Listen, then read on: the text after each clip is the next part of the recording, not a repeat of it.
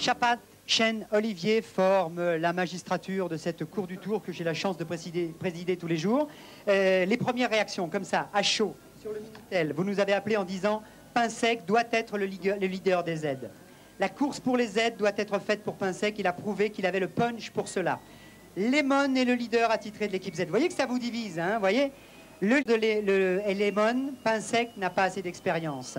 Monsieur l'hélicoptère, vous arrêtez votre turbine tout de suite. Pinsec est en tête et doit le rester. Il a prouvé qu'avec des équipiers, il pouvait être parmi les leaders. Alors, messieurs, vous allez maintenant débattre avec Robert Chapat pour le bon sens. Qui commence?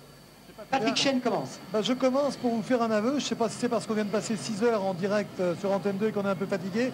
Mais aujourd'hui, on se dégonfle. Aucun d'entre nous n'a osé prendre parti. Pourquoi? Parce que Jean-Paul a dit je ne pourrais jamais plus retourner en vacances en Bretagne si jamais je dis que c'est pas Renan qui va gagner. Et moi, je ne veux pas me faire des ennemis non plus. Non, il est évident que ce dont on va débattre aujourd'hui, c'est de la tactique.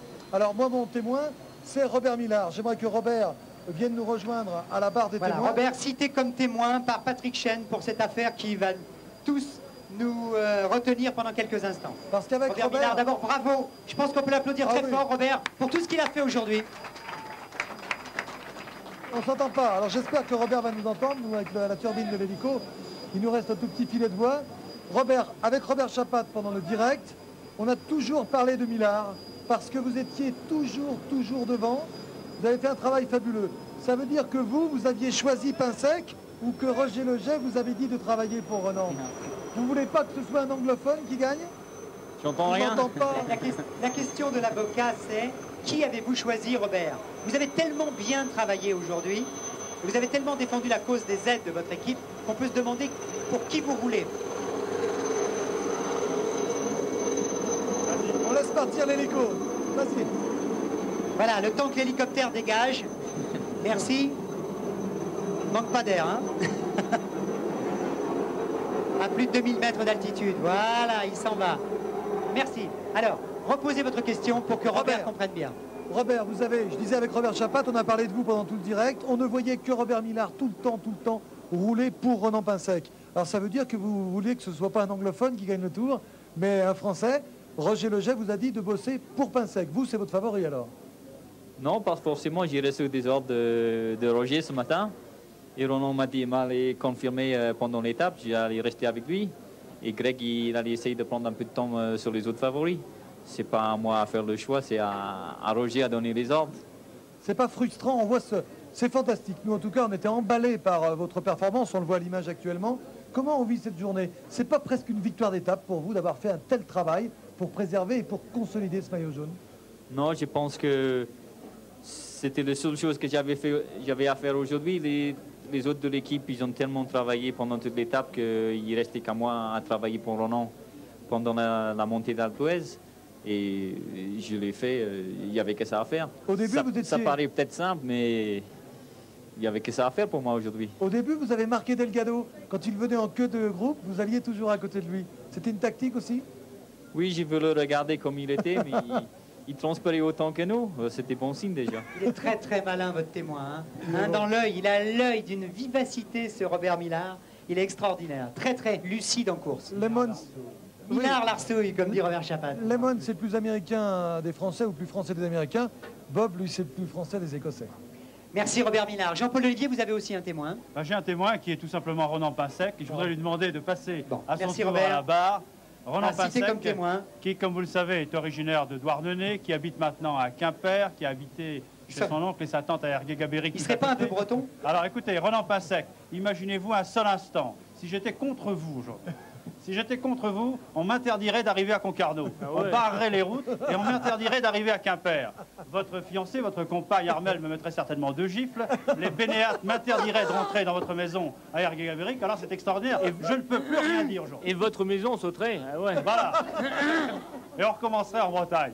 Alors, ça c'est extraordinaire, je ne peux plus rien dire. Mais je voulais simplement quand même vous poser une petite question. Est-ce que vous estimiez, au départ ce matin de l'étape à Saint-Gervais, est-ce que vous estimiez que vous aviez des chances d'être là aujourd'hui? De conserver le maillot? Oui, tout à fait. Tout à fait. Je pense que j'ai démontré depuis les jours qui viennent que j'étais en bonne condition. Et bon, ça s'affirme de jour en jour. Bon, maintenant, il reste encore une dizaine de jours. ce qui n'est pas rien. Et bon, faut pas s'énerver, il faut rester serein et on va bien voir. Alors, puisque l'avocat ni le procureur ne veut pas vraiment se mouiller aujourd'hui, moi je vais me mouiller.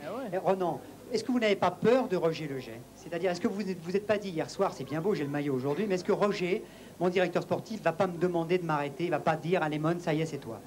Vous n'avez pas posé cette question? Non, je n'ai pas peur du tout. Non. C'est indigne. Ah non, parce que bon, il y a quand même 10 minutes entre Greg et moi, et il n'y a pas de raison que ça se passe mal. L'essentiel est que l'équipe Z gagne le tour. C'est une vraie équipe Z. Final. Si on fait 1 et 2, c'est encore mieux. C'est indigne que le président prenne parti comme ça. Non, je pose les vraies questions. Monsieur l'avocat, je pose les vraies questions. Je me permets de citer un deuxième témoin, puisque vous prenez parti. J'aimerais que Roger Leget, en personne, vienne vous répondre. Si c'est possible. Si c'est possible, bien sûr. Oui, d'accord. Vous pouvez citer un deuxième témoin. Roger Merci, Leget, monsieur le maillot jaune. Merci d'avoir participé. Roger Leget, l'homme qui est en question aujourd'hui. Roger Leget, merci de témoigner. Alors, Roger Leget, est-ce que vous avez choisi pain sec ou lemon?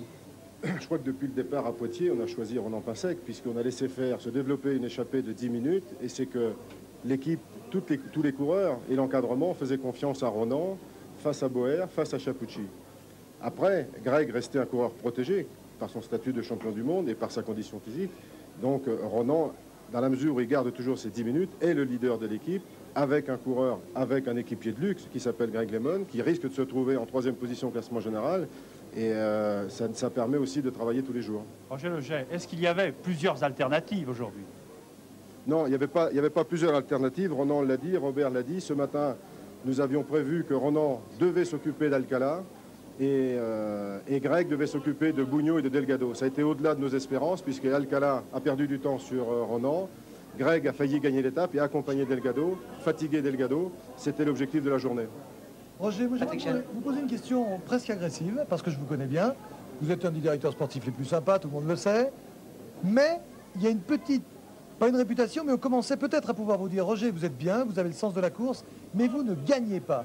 Est-ce que vous n'êtes pas en train, vous, de gagner votre réputation en disant, moi, Roger Leget, mes coureurs m'adorent, je donne une bonne ambiance dans mon équipe, mais je suis un gagneur aussi. Est-ce que c'est pas votre succès, ce Tour de France? Je sais pas, je crois on a réuni avec Roger Zanier une équipe sympa, avec des coureurs qui ont envie de travailler ensemble. Les coureurs vous l'ont dit, il faut que Z gagne le Tour de France. On va tout mettre en œuvre pour gagner le Tour de France. Maintenant, Ronan a 10 minutes d'avance, ça sera sans doute Ronan ou Greg, mais c'est une ambiance d'équipe, effectivement. Et je crois que l'équipe Z est une équipe de gagneurs. Très bien.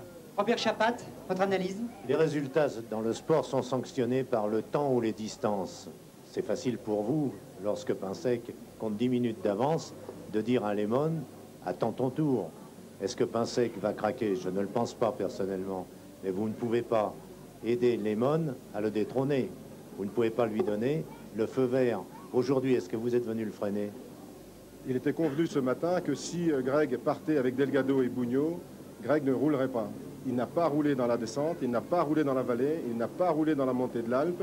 Il a joué la victoire de l'étape et surtout pour que les PDM travaillent beaucoup. Donc Greg, aujourd'hui, a joué Ronan Pinsec. Alors si Pinsec, aujourd'hui, n'avait pas pris 2 minutes d'avantage sur un Capucci, est-ce que vous auriez changé ce soir à table la façon de faire, la stratégie? Non, on n'a pas changé depuis le début à Poitiers. Tout se confirme tous les jours. J'espère que ça va continuer comme ça, mais ça ne va pas changer ce soir. Et Lemon le prendra bien? Sûr.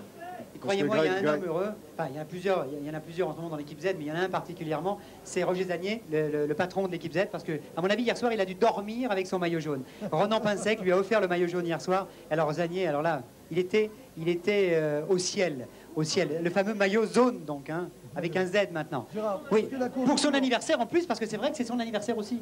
Gérard, puisque la Cour du Tour a généralement... Quelle jeunesse, quelle jeunesse. Puisque la Cour du Tour a généralement de sourire, moi j'aimerais quand même lancer un défi à Jean-Paul Ollivier et à Ronan. Si d'aventure, et je le souhaite, Ronan garde le maillot jaune à Paris, j'aimerais qu'ils s'engagent tous les deux à faire une interview sur la ligne d'arrivée en breton avec traduction simultanée de Jean-Paul Ollivier. Voilà, en breton sur la ligne Eurovision. Hein. D'accord. Messieurs de la Cour du Tour, merci pour votre courtoisie. Aujourd'hui, je n'ai pas eu besoin de me servir de mon fameux marteau. Les arguments avancés ont été très, très francs, très loyaux. Merci beaucoup, messieurs. Je pense que vous faites avancer le schmilblick. On va passer maintenant à l'étape de demain.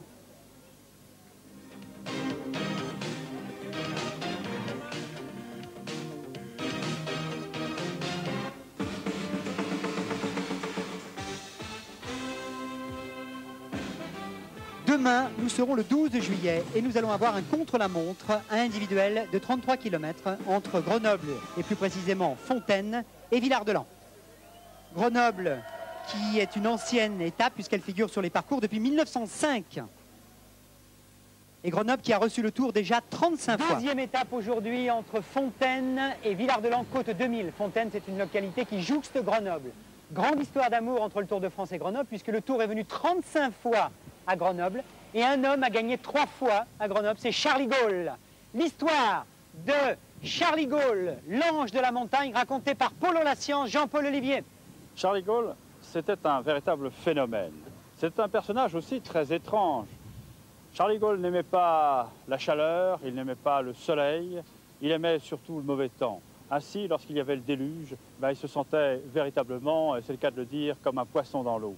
Il a signé ses plus grandes victoires sous la pluie, et on se rappelle 1958 notamment, à Aix-les-Bains notamment, où il a véritablement assassiné et assommé le peloton. Charlie Gaulle a gagné de belles étapes aussi, on se souvient du Monte Bondone, qui avait vu sa victoire dans le Tour d'Italie. Et lorsqu'on le voyait grimper avec un braquet d'asthmatique, c'était là que l'enchantement commençait. 8e étape du Tour. Nolten et Gaulle attaquent les redoutables juges de paix des Alpes. Au col des Aravis, Gaulle précède Nolten et l'allure du luxembourgeois atteint le sublime. Voici le galibier. Gaulle est leader au fameux col à plus de 2500 mètres d'altitude. C'est la descente sur Briançon où Charlie Gaulle vient chercher son sceptre de roi des Alpes.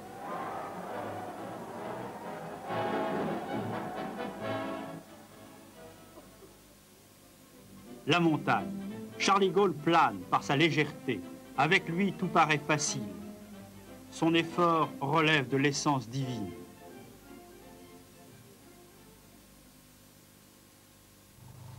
Bien, après l'évocation du passé et de la fantastique personnalité et des performances de Charlie Gaulle, l'ange de la montagne, on revient maintenant au présent, avec donc ce contre-la-montre individuel. Alors il n'est pas très long, 33 km et demi entre Fontaine et Villard-de-Lans, côte 2000. Mais il est difficile, évidemment, parce qu'en plus, c'est une course de côte.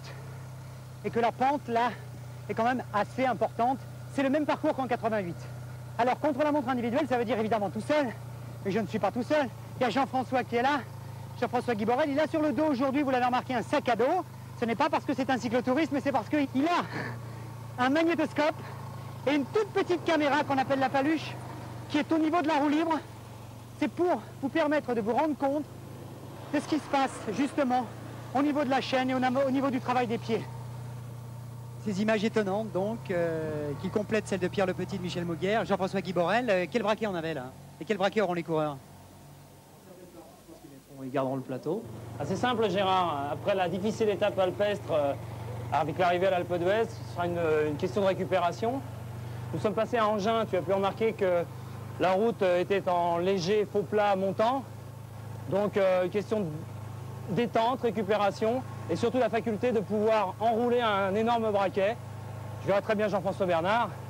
Simplement, c'est que je voudrais faire une comparaison avec une grande épreuve, enfin, l'une des plus dures épreuves d'athlétisme, le 400 mètres. 400 mètres qui demande et de la résistance et de l'endurance. Cette épreuve est exactement identique. Alors évidemment, comme nous avons reconnu cette étape il y a quelques jours, on pensait à Jean-François Bernard et Jean-François Bernard a abandonné ce matin. Alors, qui vous voyez maintenant? Pedro Delgado, je pense qu'il peut faire une très bonne étape puisqu'il sait mener les gros braquets d'ailleurs. Et la rencontre d'un bûcheron qui tous les ans voit passer le Tour et qui ce jour-là découpait un lapin. Bon. Vous m'expliquez un peu ce que vous faites, monsieur, là? Ben, je suis en train de tailler un lapin. Ouais. D'où il vient ce lapin? Ah, je ne l'ai pas, je l'ai acheté dans la ferme, là, il passe. À Lens-en-Vercors, alors vous êtes pile sur le parcours du Tour de France. Oui, c'est juste là, il passe toute l'année, on le voit bien ici. On est agréable, on le voit sur le balcon, on est à côté, là, c'est tout plein de monde. On fait même des cafés, il faut appeler déjà que c'est le spectateur, quoi.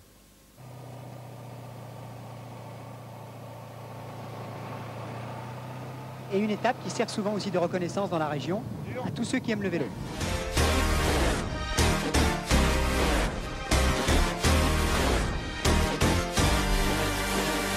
His name is Robert Paulson.